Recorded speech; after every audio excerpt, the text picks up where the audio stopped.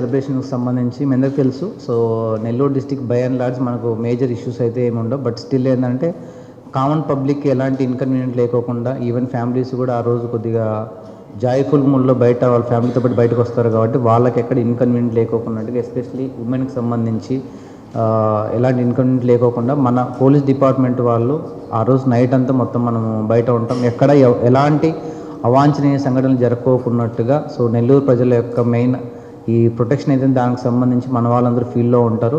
Important ప్లేసెస్లో మన pickets అవన్నీ కూడా వేసుకోవడం జరుగుతుంది. మొత్తం మనకు డిప్లాయ్మెంట్ కూడా ప్రాపర్గా ఎక్కడైతే ప్రీవియస్ ఇయర్ మనకు ఇష్యూస్ జరిగాయో, ఏ టైప్ ఆఫ్ ఇష్యూస్ మనకు వస్తాయనే దాన్ని మనం యాంటిసిపేట్ చేసుకొని మనము చేసుకోవడం జరుగుతుంది. సో మనకు మెయిన్ ప్లేసెస్ వచ్చేసి యూజువల్గా ఆ రోజు 31st నైట్ ఏంటంటే ఈ